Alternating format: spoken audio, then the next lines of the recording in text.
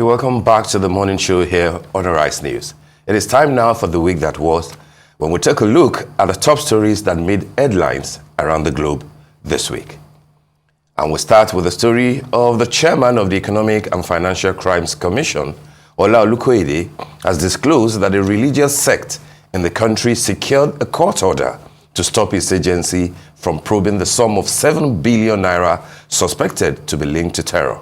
Olukoyede said the commission stumbled on the money trail while investigating a 13 billion fraud case, and that the cash was linked to the religious body's account. Although he did not name the sect and the terrorist group involved in the cases, he nevertheless said that religious organizations, institutions, sects and bodies had been engaging in money laundering. Interesting news during the week, ladies. I mean, everybody, of course, expected that the chairman of the EFCC would be a lot more forthcoming, full disclosure, because that's the sort of a thing that he demands from individuals. You know, when you hear something, say something. Now you are investigating 13 billion naira involved, and then you're claiming that you trace 7 billion to a particular sect. Yeah. We do not have an idea of who this sect is. We do not have an idea of what point you got to before this so-called nameless sect now took you to court, you know, to stop you from investigating. I'm not sure if that information, as it is now, is helpful, you know, to Nigerians, especially at this time that people are, you know, singing the anti-corruption war. Definitely. What do you think?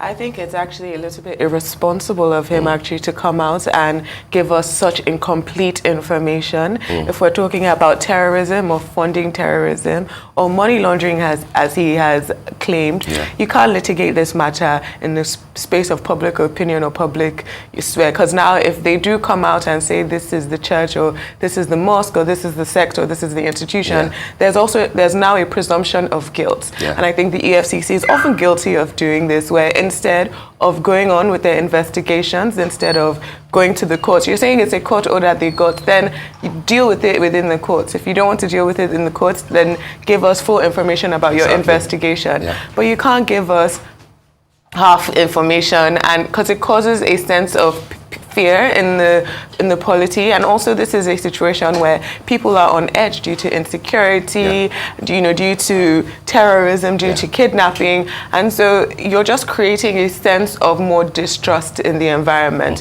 If you don't give full information, then don't give any. Do your job as the EFCC and properly prosecute, and then let us deal with it then. But if you're not willing to go that far, then I actually don't see the use in the information at all. Could he be thinking that he doesn't want to engage in media trial, that he will wait till the court? Then he shouldn't have said anything at all, because then this conversation, you know, is now in the media, and everybody is waiting with you know, held breath to find out exactly who. And it really stood out for me because he did say that this religious body was found to be protecting a money launderer after some money suspected to have been laundered was traced to this organization's bank account. So he's giving these facts that you know, that's shown that they've done their investigation, that they've been able to trace it to even a certain individual who they know is responsible for money laundering. So why come out and give us this information? Just like Adesuwa has said, finish with your investigation and then go to trial. Now it's just a guessing game. Who is it? Who could it possibly be? And then, you know, he made this announcement at this one-day sensitization event in Abuja on the theme Youth, Religion and the Fight Against Corruption. That's all well and good. And he was also calling out to religious leaders,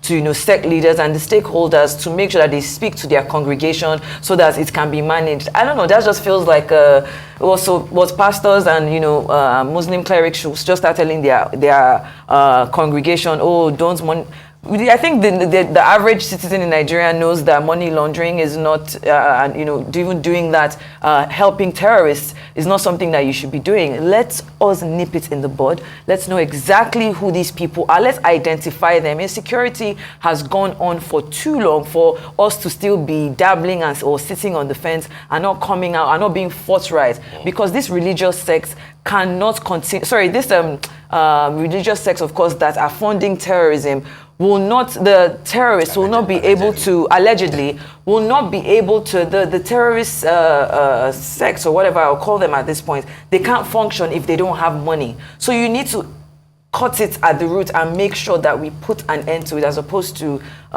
these half-baked alleged. Yeah, I mean, another thing that I would say that I think is very important is that if you say that the average person knows that money laundering is bad, actually, I feel like the average person doesn't even know what money laundering is. Yes, because if somebody asked you to hold money now or send to somebody, you might be participating in money laundering, and you might not be aware of the consequences of your actions or the legalities of what you're doing, and especially when we have a lot of community-based like crowdfunding and money sharing and money holding. So I also think that if you're actually going to go down this line of asking religious leaders to talk to their people, maybe you should actually sensitize the public as to how these things function, because then people know what to look out for. Then people know, oh, I might be participating in something that I'm not fully aware of is a larger criminal enterprise.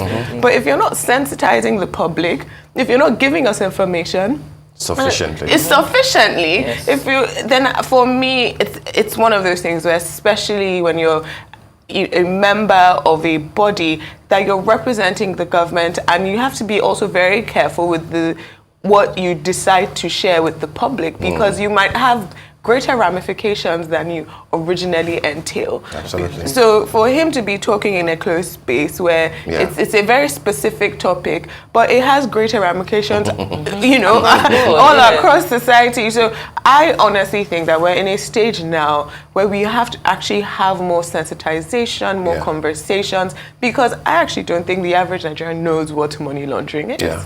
For me, very quickly before we leave this topic, is to add that this speaks to the question of how Mr. Olukoyede will run the EFCC differently. We've seen the manner in which even the EFCC's budget, was presented, and the inconsistencies and the incongruities, in the budget. And now we're witnessing a situation where offhandedly you just go to a function and then you drop a hint about such an important subject. I think that it will be important for Mr. Olukoyede to depart from the old order and then, carve out his own niche, and let's see that, as the czar of the anti-corruption war, this is how I want to prosecute, the thing. And I think that he has his job, duly cut out for him. Let him perform satisfactorily. Definitely. All right, now let's move on to our next story. Former Vice President of Nigeria, Atiku Abubakar, has asked President Bola Tinubu to step aside from office if the shoes are too big. He said this, accusing the president of fiddling with Nigeria in the face of worsening security. In a series of posts made on X, formerly Twitter, Atiku, who was the presidential candidate of the People's Democratic Party during the last election, stated, "Tinubu is playing fiddle. While Nigeria is drowning in the ocean of insecurity, to imagine that the commander-in-chief is on a so-called private visit while kidnappers kill a nursing mother and grandmother in Abuja for failing to pay a 90 million naira ransom, and 2 monarchs in Ekiti, among other regular tragedies besetting Nigerians. If the shoes are too big for Emilokon, he should step aside. Nigeria does not need another tourist-in-chief. The country needs 24/7 leadership to confront the pervasive insecurity and collapsing economy." Of course, when you see this, we already know that Atiku Abubakar and the current president don't have they're in opposition parties, they don't have the best relationship. But there's an iota of truth in what the former VP has said. When a leader who ran his campaign on renewed hope, who promised Nigerians that he was going to make things better for them, and the first thing that he did when he got into office was take out fuel subsidy without any plan whatsoever. That was where our problems started, because you saw this rising space of fuel, which now affected commodities. And now, like we're even talking about in our previous story, we have this rising space of insecurity. We have kidnappers who are just terrorizing Nigerians left, right, and center. Even so disheartening, I was reading a story about these 2 monarchs who were killed in Ekiti. Not to say that their lives are above the lives of other Nigerians. But really and truly, when kidnappers, when these people start to attack, monarchs and people that are supposed to be well protected, it really does raise fear in the hearts of Nigerians. Just on Thursday, we saw the dollar go up to as high as 1,500. It came down yesterday to 1.3 in the I&E window. But still, Nigerians are saying we are hungry and we are angry and we are frustrated, and you need a leader who is present and whose body language sounds like he's listening to the Nigerian people. And I really hope and pray that the president is seeing this and receives this with an open heart, because we need you to be on ground observing swift and just actions. The security apparatus of the country has stepped in and they've tried their best, but it's just not enough. There's hunger in the land. There's economic strife in the land. There's too much going on for the president to the body language just seems as if he's not taking our problems seriously. Yeah, I mean, you're right, Shaitan. I think what the former vice president is doing is to elevate the discourse as far as the opposition parties are concerned. And I like the fact that he tapped into the idiom, fiddling while Rome burns, which will be very apt at this point, that the president is not in Nigeria. The president has been away, I believe, for about a week, if not more than. And given the fact that we do not have an idea of the specific time that he will return, I don't understand how a spokesperson will just say the president is going to France on a private visit. He will return in the first or second week of February. I mean, it's scandalous, isn't it? That you'll be that brazenly incoherent, unspecific. But I think that's the reason why people like the former vice president, why people like the presidential candidate of the Labour Party, Peter Obi, now find it convenient almost on a daily basis to point at how shaky things are. And it is important to say that, because people will even say, are we even sure that it's only the president that is there? Is the chief of staff with him? Is the national security advisor with him? How come we have not heard anything from those that he left behind or supposed to have left behind in Abuja? Which is why people are now saying, since we do not even have an idea of when he will return, can he not transmit power to the vice president, while he's away, Kashim Shettima? So that's the idea of, fiddling that Atiku Abubakar used while Nigeria is burning. Can we say that Nigeria is burning in the sense of the idiomatic expression of Rome burning, and then you're fiddling? Yeah. I mean, it's there, for people to see the kidnappings, the Naira, galloping, here and there, the insecurity.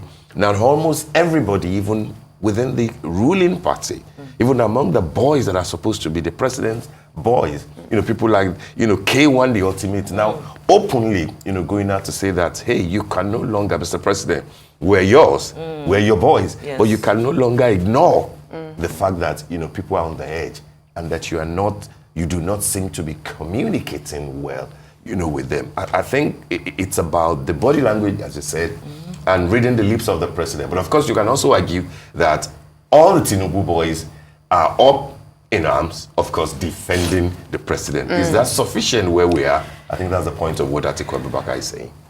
This is the exact energy that I require, that I love from the former Vice President Atiku Abubakar. This is exactly what we need. As you said, we need to elevate the conversation. He said we do not need another tourist-in-chief because, of course, our previous president, was a tourist-in-chief. And he chose UK, by the way. They do like Europe.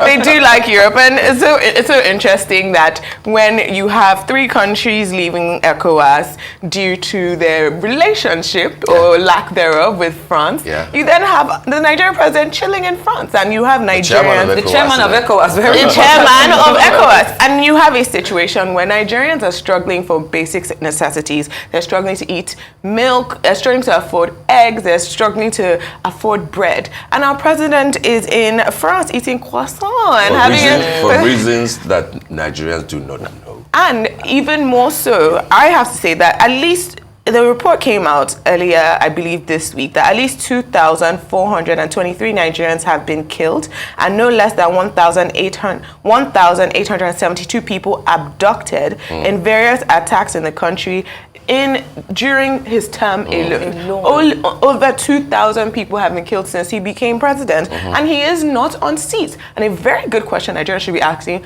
where is Nuhu Ribadu? Absolutely. Because it appeared to me when I was watching a certain video, watching a certain football match, that somebody who looked just like our national security advisor was chilling in There are France. speculations around that. We do not know yet, but he should speak out. Yes. I want to see, I would love to see Nuhu Ribadu. I would love to see where he is, because right now, as you have said earlier, we're dealing with intense insecurity. We have kidnappings and killings from Kwara to Ekiti to Lagos to Abuja.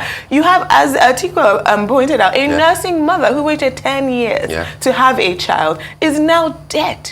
That is absolutely incredible. With her sister or mother? Her mother. Her mother. With the child Sadly. is not. So, you know, it's just honestly unbelievable. Our president needs to be on seat. Now they're calling him Paris City Boy. All these jokes, all these, you know, because I feel like that's the only way we deal. That's the only way we deal with it with humor. Because what else are you? What Absolutely. else are you? Some other people are even saying that somewhere between the Eiffel Tower and Champs-Elysees, you know, lies our president or something. Because we haven't got an idea. You know, situations like this would create this sort of humor and banter and jokes. But just for me to reiterate, you know, one more time that IQ behind what K1 the Ultimate said, I've listened to a number of people who mean well, who are ferociously loyal to Asiwaju Bola Tinubu, and saying that, oh, K1 should have, he has access and therefore he should have gone, you know, directly to speak to the president. How do we know that he has access? How do we know that he has not tried, you know, reaching the president? But in any case, K1 also has the responsibility of full disclosure to his teeming fans that he campaigned to openly, you know, about it, you know. But we're just hearing now, I mean, the information came in that Nuhu Ribadu was in Jos 2 days ago and that he could not have been in France, you know, frolicking or attending to the president, which is an important information, by the way. But that doesn't erase the fact that under his watch, in terms of insecurity, things are not just going the way that the president promised. And you remember the Chatham House appearance of Mr. President when it came to the issue of security. He passed it on to Malam Nuhu Ribadu, to El-Rufai, you know, or Ansad. El-Rufai is no longer in the equation. We hope that the president is doing well. It will be important for him, just like K1 advised, to listen to the voices of the people.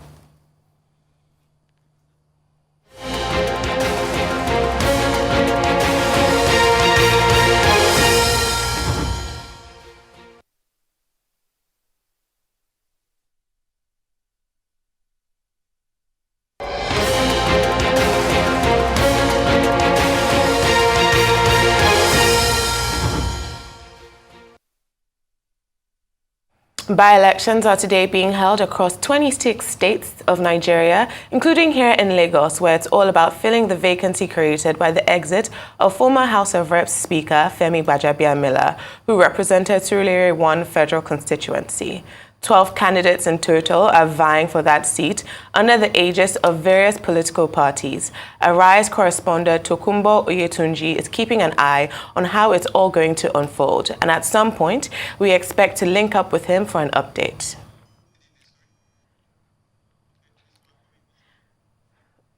Well, now back to stories that made headlines this week. Mali, Burkina Faso, and Niger Republic have all sent formal notices to the Economic Community of West African States, informing the bloc of their withdrawal from the Union. The military regimes in this country have accused ECOWAS of threatening their sovereignty. While ECOWAS is yet to receive direct notification, it anticipates the move. According to ECOWAS statutes, withdrawal cannot take effect for at least a year post-official notification. The three nations forming the Alliance of Sahel States jointly claimed that ECOWAS was influenced by foreign powers, betraying its founding principles and posing a threat to member states. Nigeria, hosting ECOWAS, has expressed sadness over the withdrawals. Well, we did bring this up earlier. Yeah. The three former French colonies who have now formed their own organization and have now said that they are leaving ECOWAS. It's good that we're expressing sadness. It is sad to see ECOWAS reduced in numbers, but there's Who's also expressing sadness? they said the Nigerian delegation has expressed sadness. I do think that, this is something that's important, that when we are within our region within West African region, saying that we do not want military regimes, we do not want insecurity, because military regimes are historically unstable. Yeah. And so when you usher in a coup, when you usher in a non-democratic government, what you're doing is that you're actually contributing to the instability in the region. Right. And you have with Mali, France left Mali, I believe, in 2022. They have now left Niger. The French troops who were stationed there were fighting insecurity and terrorist insurgents within those nations. Yeah. And so when we have even the foreign powers and the foreign aid that was helping them fight these terrorist insurgents leaving, what we're dealing with right now is a very critical insecurity issue. And it's something that as Nigerians, we need to be very careful about, not just in terms of ECOWAS, not just in terms of trade, but particularly in terms of insecurity in the region. Absolutely. So I think, they're moving out. The head of Burkina Faso dressing like Thomas Sankara and all these, there's a lot of things that are coming out, and the conversation that they are framing as it being anti-France, anti-colonial, pro-black, I think is really a distraction from the issues at hand, because the issues at hand is that you are not democratically elected leaders. The issues at hand is that there's insecurity in the region, and the insecurity is growing, that there are large ungoverned and ungovernable areas in each and every one of these countries. And that as other West African states, we're going to have to deal with that fallout. So I think this is the beginning of something that, I think it's just the beginning of the story, them notifying ECOWAS that they're going to leave. Correct. Very correct. I think the funny part of it is when you look at the old and the new map of ECOWAS, which some, creative guys have called ECOWAS and ECOIS, that would drive home the point that this does not look good, for the cohesion, for the regional integration of ECOWAS.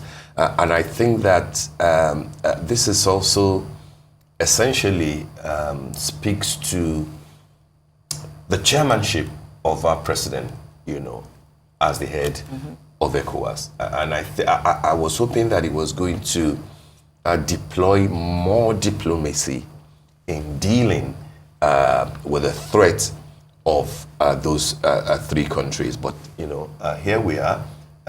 First thing that we heard from the ECOWAS was that, we are not aware that they have left. We're waiting for formal notification. Formal notification has come. You are saying that it might take up to a year before that can take effect. But they are under suspension anyway. So on the one hand, you're trying to deal with incalcitrant set of leaders that you appear not to want. But then they're saying that we're leaving, and then you are reluctant to let them go. I think that our president, much more than all the other chaps in ECOWAS, will have to look for more creative ways to deal with these three countries. And you know that they are not just the only countries being run by the military. Guinea is there on the one hand, and Chad is also there on another. So we need to be careful. Yes, you're correct, Adesua, in analyzing the fact that this isn't just about trade, insecurity is there, and everything. But also, we shouldn't forget, we shouldn't overlook those little reality check things that drive certain countries, into coups, coup d'etats and counter coups and stuff. When people suffer to a certain level, when they complain to a particular level, and they do not see hope, from elected government. An hungry man, as they say, is an angry man. Sadly, coups can look like a temporary respite, but we'll see what is going on now.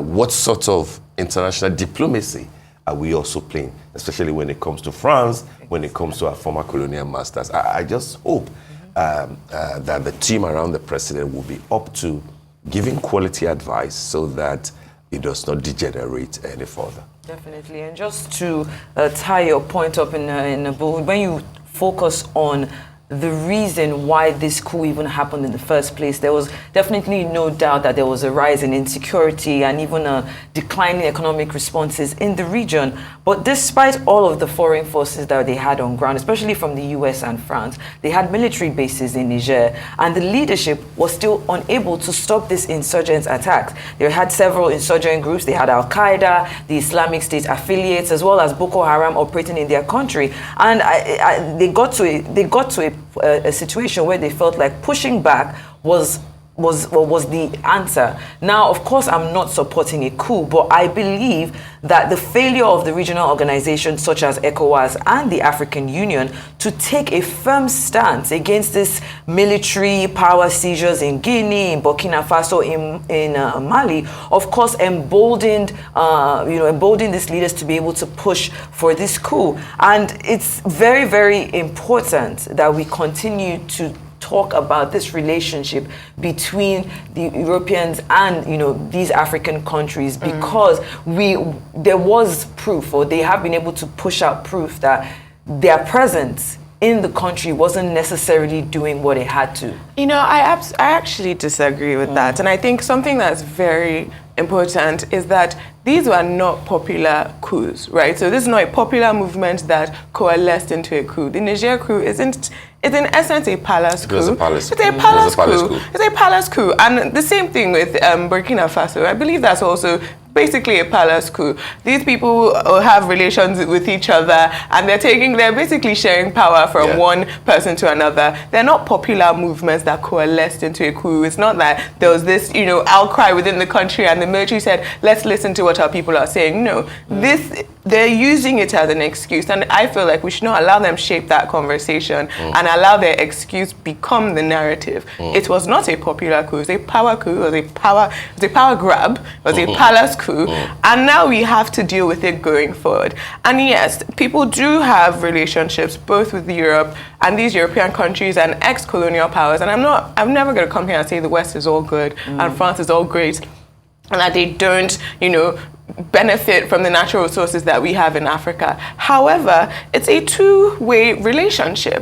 And that's why I was like, the military base in France, that is in Niger, the French soldiers were fighting insurgents. They're not there just as... fighting insurgents, but their attacks had resulted in thousands of deaths and displacements. And you speak about the fact that the people were not happy about it, quote unquote. But when it happened in Niamey, we had thousands of youths who came out supporting this coup, and even saying that they had Russian flags. I think it's absolutely, if I go to the market right now, I don't know how many Russian flags I'll find. I think there's something we should think about, that the fact that there are hundreds of people on the streets and they're flying Russian flags, where they come from.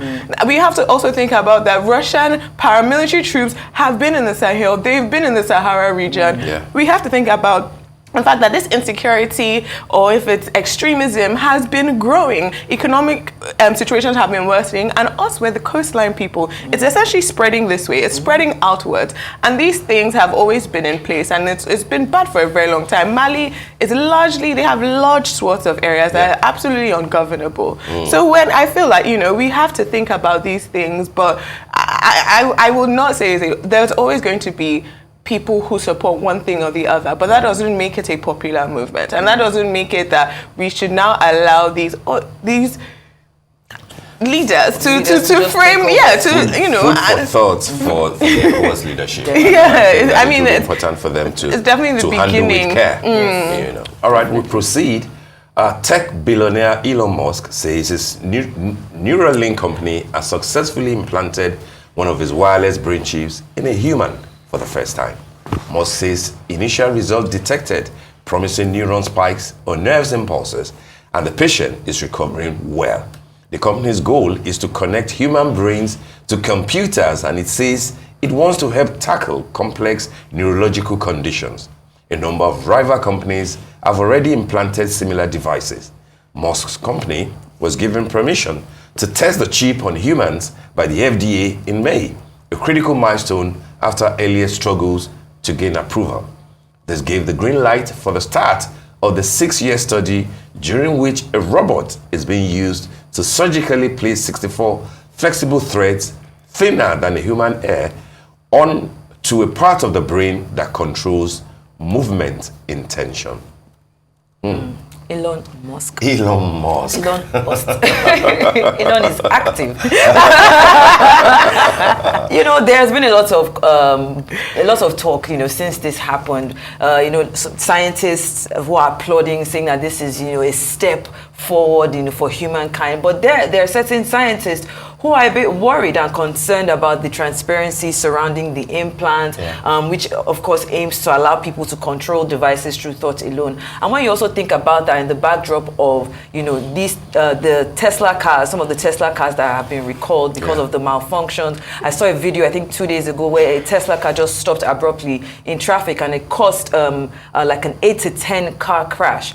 Now, with Neuralink, it's even more sensitive, because this link or this implant is expectedly supposed to be an interface between the brain and like a brain reading device.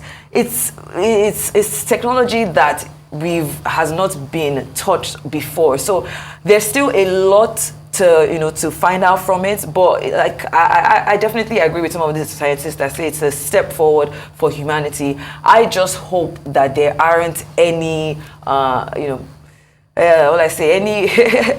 any bad results, because now this is someone's brain that we're talking about, and I don't see a way for us to just quickly fix that. But Elon Musk is forever pushing the norm. He's always trying to push boundaries, and there are lots of things that won't have been able to get technology if we didn't do this. I definitely would not be a lab rat for Elon Musk. I will not put a Tesla chip in my head.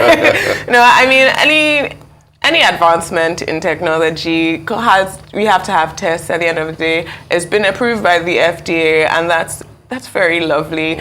Am I old school in saying that I would never in my life imagine putting a chip in my brain so I could use my thoughts to control anything? I think my hands are okay. But obviously these things always, the other side of that is that you do have people with disabilities, you do have people who are, differently abled, and that progress like this can help these members of society. They can help people in society who are dealing with, issues, motor issues and things like that. So at the end of the day, this could have very good implications for the human race, but also it's... Well, that is where you're right. Science and technological advancement, brought us this far. And a lot of people will argue that when you are seeking the face of the Almighty, you find it in science, you find it in nature, you find it in technology. Coming from Elon Musk, though, buyers beware kind of caution. And this is not to cause injury to his personality or to his brand, but just to say that for Neuralink, I believe that we will still have a bit of a long way to go. Like you said, FDA granted the approval, since May. I'm sure that there will be a series of other tests that will be carried out.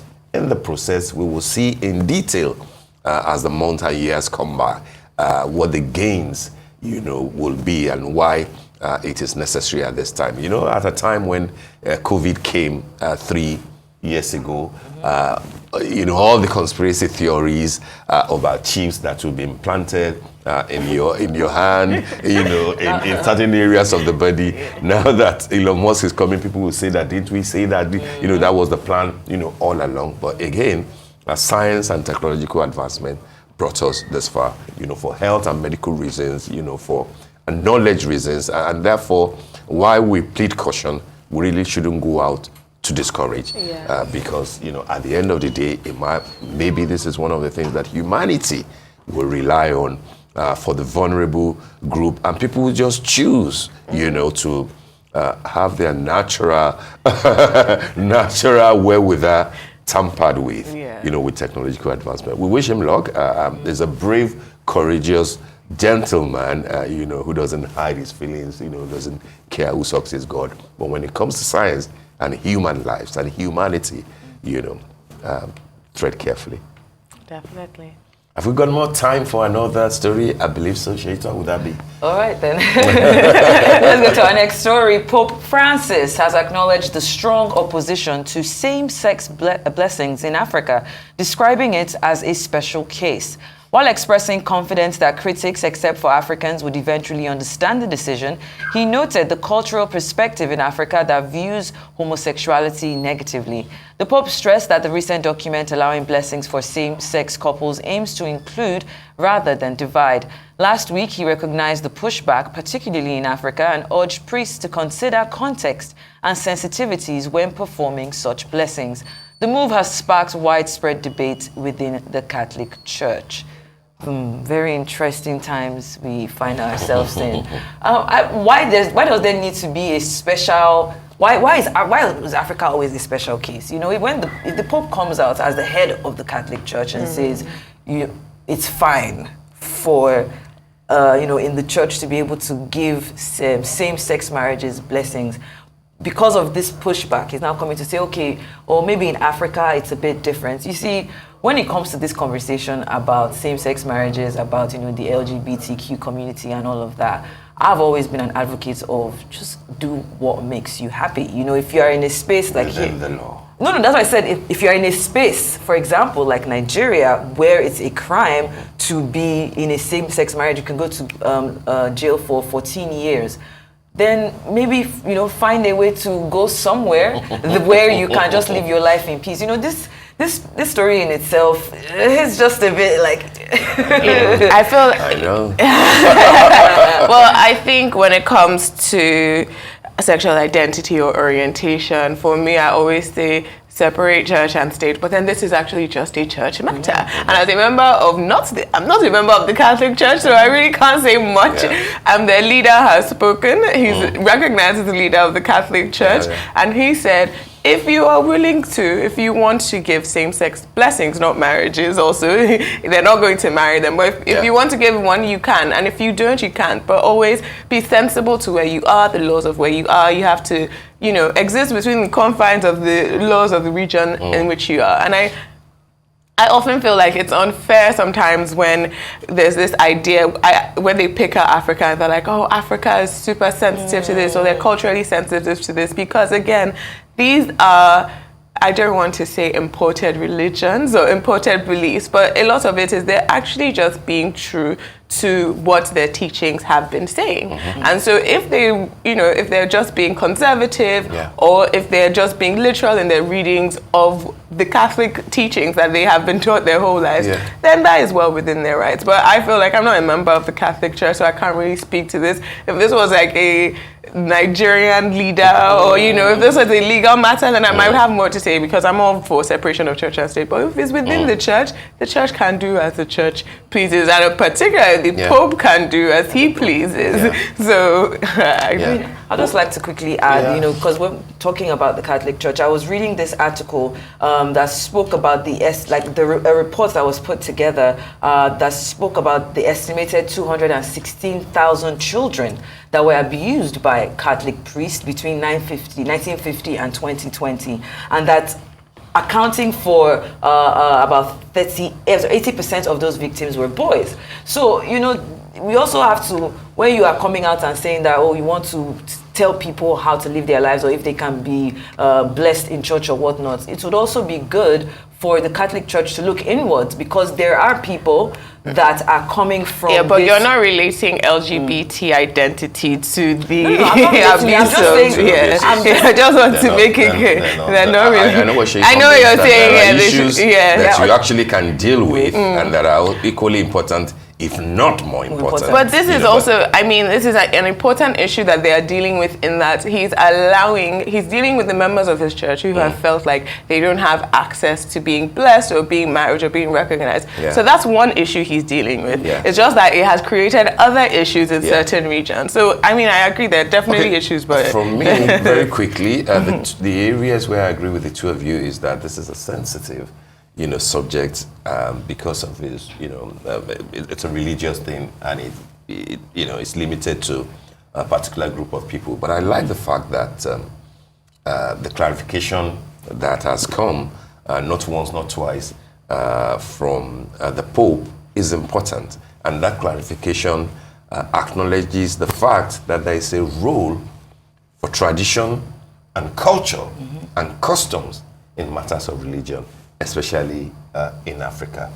If you say that there is a pushback and that that subject should be dealt with as a special case, where that's a choice, the same way that Africans generally, including Africans that are members of the Catholic Church, have a way to also express themselves. And I think that in expressing themselves, it isn't just about the laws of the land.